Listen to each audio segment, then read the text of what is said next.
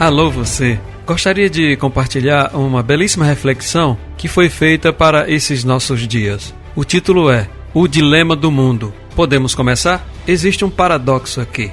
O mundo não crê no único e verdadeiro Deus, o Criador, pois não pode ser visto com olhos físicos. O mundo não se ajoelha diante de Cristo, o nosso Salvador, pois não o conhece e nem o aceita como tal. O mundo também não fala, não confessa que só Jesus Cristo é o Senhor, pois não o recebe e nem o reconhece. Contudo, nesses últimos meses, o mundo está provando grande assolação causada por uma microscópica bolha de material genético que não pode ser vista a olho nu. O mundo está de joelhos diante de uma pandemia causada por um vírus que ninguém quer ter e nem aceitar. O mundo não para de falar coronavírus, pandemia ou Covid-19, reconhecendo existir uma doença que ninguém quer receber e nem jamais pegar. Mesmo assim, milhões já morreram, centenas de milhões já foram infectados e incontáveis outros estão sendo contaminados em todos os lugares. O mundo está mergulhado em densas trevas e terrível escuridão. A mídia sensacionalista tem gerado um pavoroso medo que tem causado grande terror em bilhões de pessoas em toda a Terra. E quanto mais se vê e mais se ouve essas notícias, mais o caos aumenta no planeta. Pois quando o medo invade mentes e corações, automaticamente a fé é desligada. O mundo vai de mal a pior. Doenças, enfermidades e mortandade em toda parte e por todos os lugares. Bilhões de pessoas estão sem esperança, sem Deus, sem paz e sem salvação. Mas nem pense que isso vem de Deus ou é castigo de Deus. Quando Adão pecou, abriu o gigantesco e horripilante portal que trouxe o caos, degeneração e morte a toda a criação. E mais, entregou o controle e o governo da terra para os poderes das trevas, da escuridão. Saiba que doenças, enfermidades, epidemias, pandemias, miséria, pobreza, fome, dor, morte e sofrimento são inimigos de Deus, uma vez que tudo isso originou-se do pecado. É parte da maldição e da condenação por causa do pecado, porque o salário que o pecado paga é a morte, e essa morte inclui a morte física, espiritual e eterna. Se tão somente as pessoas do mundo conhecessem, entendessem e acreditassem na maravilhosa graça de Deus, em sua bondade infinita e no seu extraordinário amor incondicional. Tragicamente, as pessoas do mundo não querem ver e nem ouvir essas boas notícias da graça de Cristo, que significa Evangelho. Na Bíblia está escrito que o Deus deste mundo cegou a mente dos que não creem para que não consigam ver a luz das boas novas, não entendendo esta mensagem a respeito da glória de Cristo, que é a imagem de Deus. Todavia, no princípio, Deus ordenou: haja luz na escuridão. Assim, foi Ele mesmo quem brilhou em nossos corações para a iluminação do conhecimento da glória de Deus na face de Cristo. Hoje nós reconhecemos, proclamamos em alta voz e compartilhamos que Jesus Cristo é o Senhor. O nome de Jesus Cristo está acima de todo nome que se nomeia tanto nos céus quanto na terra. O nome de Jesus está muito acima de todas as coisas, acima de poderes, governos e tronos. O nome de Jesus está muito acima de doenças, enfermidades, epidemias ou até pandemias, sejam quais forem. O nome de Jesus faz cessar grandes tormentas, faz aquietar a maior das tempestades. Pois é a respeito desse Jesus que se diz: a pedra que vocês, os construtores, rejeitaram, se tornou a pedra angular, a pedra principal. Não há salvação em nenhum outro. Não há nenhum outro nome debaixo do céu e em toda a humanidade por meio do qual devamos ser salvos. Atos capítulo 4, versículos 11 e 12. Todo poder e autoridade, seja nos céus, na terra e em todo o universo, pertence a Jesus. O nome de Jesus ilumina as mais densas trevas, a mais terrível escuridão, pois Ele é a própria luz. Ele é a luz do mundo e Ele é a luz que ilumina todas as pessoas. Por meio dele, Deus criou todas as coisas e sem Ele nada foi criado. Aquele que é a palavra possuía a vida, e sua vida trouxe luz a todos. A luz brilha na escuridão, e a escuridão nunca conseguiu apagá-la. Jesus disse para as multidões: eu vim como luz para brilhar neste mundo, a fim de que todo aquele que crê em mim não permaneça na escuridão. Portanto, meu amigo, venha para a luz. Quando voltamos aos tempos do Antigo Testamento, vamos ler que após o rei Salomão inaugurar o templo e dedicá-lo ao único e verdadeiro Deus, Criador de todas as coisas e de tudo que existe, uma noite o próprio Deus apareceu a ele dizendo que ouviu a sua oração e que havia escolhido o templo como o lugar para que lhe fossem oferecidos sacrifícios em honra do seu nome. Deus diz que se em algum momento permitisse que não chovesse, ou que viesse gafanhotos para que devorassem as colheitas nos campos, ou se viesse epidemia sobre o seu povo, assim seria a solução, diz Deus. E se meu povo se identificar usando o meu nome e se humilhar, orar, me buscar, abandonar sua má conduta, então eu escutarei do céu, perdoarei seus pecados e curarei seu país. Conforme 2 Crônicas 7 e 14. Perceba que a cura do país era o resultado por terem recebido o perdão dos pecados, mas era algo condicionado ao esforço e ao comportamento das pessoas. Se elas voltassem para Deus, se humilhassem, abandonassem os seus maus caminhos, buscassem a Deus e orassem, oferecessem sacrifícios e ofertas, Deus ouviria e atenderia perdoando os pecados do povo e sarando a nação. Significava saúde, prosperidade e paz sobre todo o país. Haveria saúde, paz e prosperidade sobre todas as pessoas e em todas as áreas das suas vidas. Esse era o sinal de que seus pecados haviam sido perdoados, pois as bênçãos seguem os que são favorecidos por Deus. Porém, não estamos mais naqueles tempos antigos. Vivemos sim nos dias da nova aliança, do Novo Testamento. Estamos no novo e vivo caminho, vivendo os dias da maravilhosa graça de Deus. Não precisamos mais fazer nenhum sacrifício, pois o próprio Deus já providenciou o sacrifício perfeito ao enviar Jesus Cristo para morrer naquela cruz, para o perdão de todos os nossos pecados, para nos tornar justos, santos, puros e inculpáveis, e ainda mais, para nos tornar filhos amados e queridos de Deus, em quem Ele tem muita alegria e muito prazer. Isso não é pela nossa performance ou nosso bom comportamento, não é por ser praticante de uma boa religião, também não é por fazer coisas boas ou por viver aquela vida correta. É tudo pela maravilhosa graça de Cristo. E a maravilhosa graça não aceita e não admite nenhum tipo de contribuição. A graça é totalmente gratuita, é favor não merecido. Se aceitasse algum esforço, um sacrifício ou algum trabalho da nossa parte, por menor que fosse, então a graça não seria graça. Se não fosse totalmente gratuita, então não seria a verdadeira graça. Não precisamos fazer mais nada, apenas receber tudo que a maravilhosa graça de Deus tem para nos dar. Só precisamos ligar a fé. A fé que vem pelo ouvir as boas notícias do Evangelho da graça de Cristo. No instante em que conhecemos e entendemos essa mensagem, a fé é gerada em nossas mentes e corações. Essa fé é acreditar em Jesus Cristo e em tudo que Ele fez na cruz. Assim, nossos olhos podem ver, os nossos ouvidos podem ouvir e em nossas mentes e corações podemos entender e então seremos curados, sarados. Dessa forma, a nossa nação e toda a terra também seriam curadas, saradas e todo o nosso país entraria numa fase de grande prosperidade. Momentos após compartilhar a belíssima parábola do semeador, Jesus explica somente para os seus discípulos o verdadeiro significado da sua analogia, mas diz que para as pessoas do mundo não seria mostrado os segredos do reino dos céus, porque o mundo jaz no maligno, em densas trevas e terrível escuridão. O mundo gosta mesmo é da escuridão. O mundo ama as trevas e odeia a luz. A luz, que é Jesus, já veio ao mundo, mas as pessoas não amaram a luz. Amaram a escuridão porque faziam o mal. Toda pessoa que faz o mal odeia a luz. Os olhos das pessoas do mundo só veem escuridão.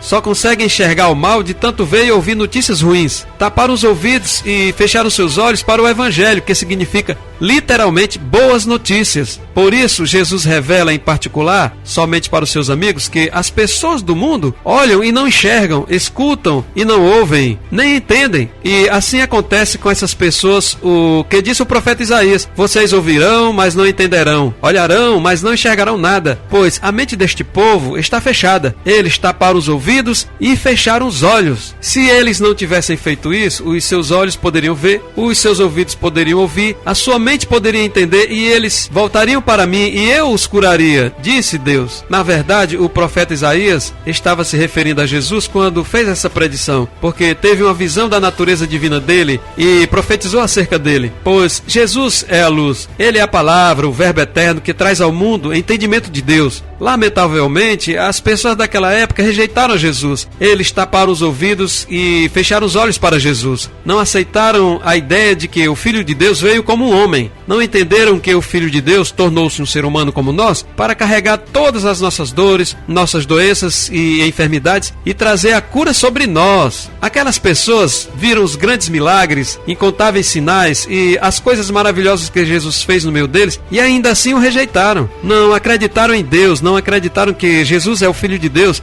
que foi enviado por Deus para que todo aquele que nele crê não se perca, mas tenha vida eterna. As pessoas do mundo daquela época fecharam seus olhos e taparam seus ouvidos. Eles mesmos não quiseram acreditar nas coisas maravilhosas que os seus olhos viram e os seus ouvidos ouviram. Rejeitaram as boas notícias e permaneceram na escuridão. Contudo, mesmo assim, muitos creram nele, mas não declaravam isso a ninguém porque tinham medo de serem expulsos dos seus partidos religiosos, das suas redes sociais, pois eles preferiam a aprovação dos homens à aprovação de Deus. Na verdade, queriam parecer politicamente corretos, só pensavam em receber likes, se fosse hoje. No entanto, para os que acreditaram em Jesus e o seguiam de perto sem se preocupar com a opinião de outros, Jesus diz: mas vocês, como são felizes, pois os seus olhos veem e os seus ouvidos ouvem. Isso significa que no momento em que nossos olhos contemplam Jesus e nossos ouvidos escutam a respeito do Evangelho e acreditamos nessas boas notícias, somos curados, sarados. Significa que recebemos o perdão dos nossos pecados e temos saúde perfeita disponível para todo o nosso corpo físico e prosperidade para toda a nossa vida e em todas as áreas das nossas vidas. Pois, pela fé, os nossos olhos podem ver Jesus desde o momento em que os nossos ouvidos escutaram essas boas notícias do Evangelho da graça de Cristo. Jesus disse às multidões em alta voz: quem crê em mim, não crê somente em mim, mas naquele que me enviou, pois quem vê a mim, vê aquele que me enviou. Eu vim como uma luz para brilhar neste mundo, para que todo aquele que crê em mim não permaneça na escuridão. Portanto, de livre vontade, abra agora mesmo os seus olhos para ver, os seus ouvidos para ouvir e a sua mente para entender a mensagem do Evangelho da maravilhosa graça de Deus e seja livre de todo mal e de toda a escuridão que tem assolado o mundo. É tudo uma questão de conhecer, entender e crer no quanto Deus é bom, no quanto Deus é bom Pai, no quanto Deus é nosso Abba Pai. Se ainda assim não conseguir, peça a Ele. Se você não conseguir entender, peça a Ele. Pois quando palmilhou pela face da terra, fazendo bem e curando todos os doentes e enfermos, Jesus abriu os olhos dos cegos e os ouvidos dos surdos. Ele pode fazer isso com você hoje e abrir os olhos e os ouvidos do seu entendimento. A verdadeira luz vai brilhar sobre você, iluminando sua mente e trazendo sobre você a vida plena que satisfaz. Aquele que era a verdadeira luz estava vindo para o mundo. A luz verdadeira ilumina todos os homens. Ele estava no mundo. O mundo foi feito por meio dele, mas o mundo não o conheceu. Ele veio para o mundo que era seu, mas o seu próprio povo não o recebeu. Porém, algumas pessoas o aceitaram, e para essas pessoas que acreditaram nele, ele deu o direito de se tornarem filhos de Deus. Eles não se tornaram filhos de Deus pelos meios naturais, isto é, não nasceram como nascem os filhos de um pai humano. O próprio Deus é quem foi o pai deles. Os seres humanos podem gerar apenas vida humana, mas o Espírito dá à luz vida espiritual. Esse é o novo nascimento sobre o qual Jesus falou para o fariseu Nicodemos, que, no primeiro momento, surpreso e admirado, pensou que era uma utopia, por saber ser totalmente impossível alguém voltar para a barriga da mãe e nascer outra vez. Mas o novo nascimento é nascer espiritualmente. A pessoa que nasce de pais humanos é um ser deste mundo, mas a pessoa que nasce do Espírito é um ser do mundo espiritual. É nascido filho de Deus. Por isso Jesus disse que se uma pessoa não nascer de novo, ela não pode fazer parte do reino de Deus. Porém, não tente entender isso pelo raciocínio ou pela lógica humana, pois é uma verdade puramente divina.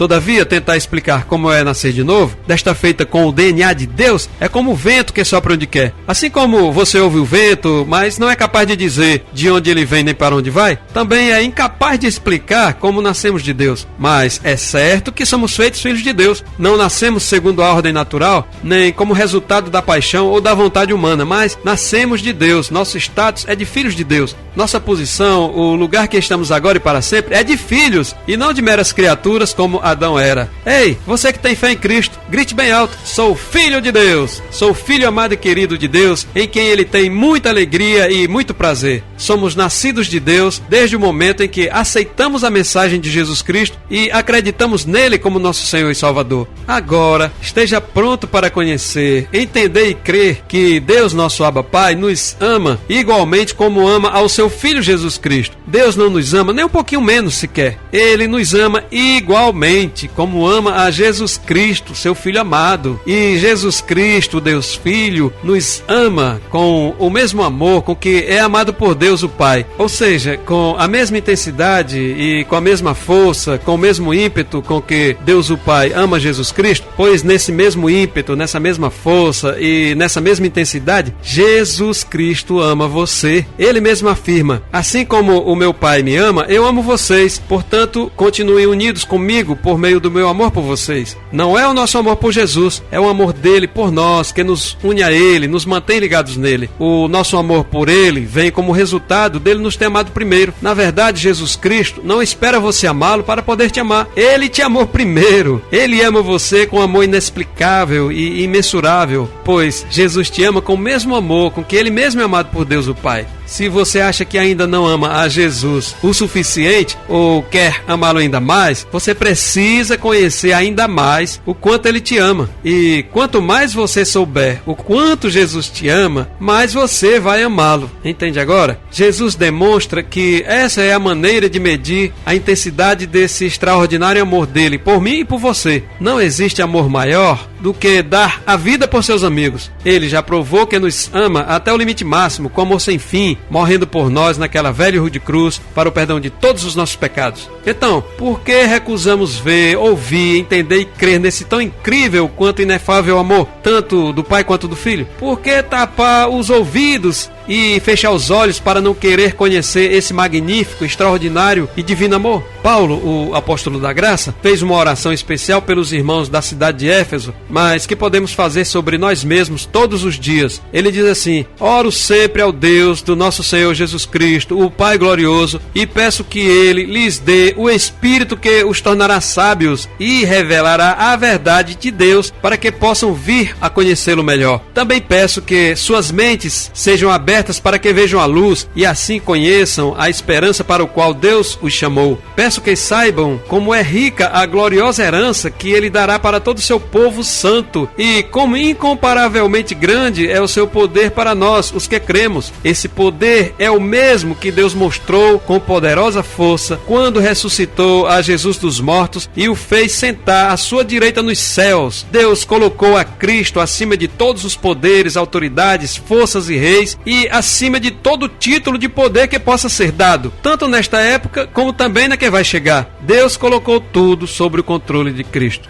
O Espírito Santo deu ao apóstolo Paulo esta oração para interceder pelos membros da igreja dos Efésios. Esta oração é inspirada pelo Espírito de Deus, o que significa que não foi apenas para aquela época e para aquele povo em particular, mas que é de suma importância para nós que estamos aqui neste tempo presente, principalmente nesses dias de grande turbulência, quando a terra está sendo sacudida de um lado para o outro. O que você está esperando? Tire um tempo para orar por você e por seus entes queridos agora mesmo. Ao fazer essa oração poderosa, Deus abrirá os olhos do seu coração para receber sua visão profética. Você verá respostas vindas diretos do trono da maravilhosa graça de Deus. Você receberá percepções e sabedoria muito além do seu entendimento humano, que farão com que você receba graça sobre graça e ainda mais graça transbordante para que você possa viver a vida plena que satisfaz, desfrutando das mais ricas e preciosas bênçãos de Deus para a sua vida aqui na terra. Acredite, somos filhos amados e queridos de Deus, em quem Ele tem muita alegria e muito prazer.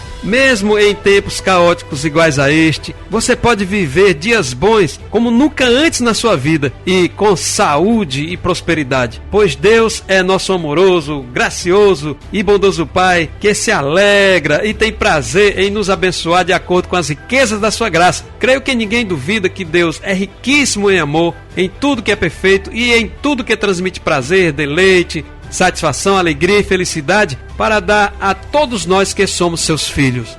Veja que Jesus nos garante uma vida, cheia de plenitude. Ele está prometendo uma vida em que há graça transbordante, amor sem fim, alegria, paz na mente e no coração, saúde, prosperidade, bons relacionamentos e bem-estar físico, emocional e espiritual. Tudo muito mais além daquilo que pedimos ou imaginamos. Amém!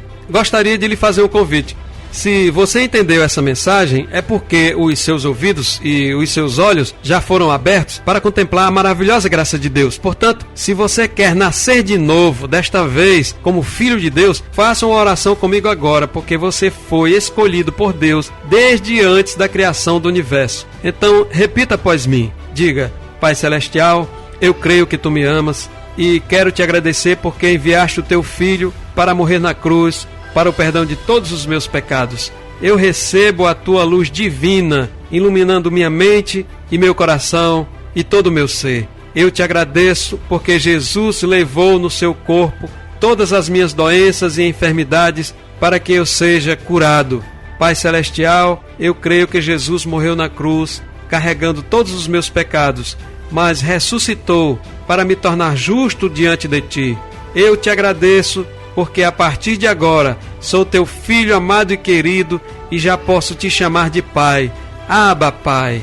Pai, eu confesso que Jesus Cristo é o meu Senhor e meu Salvador para todo sempre. Amém.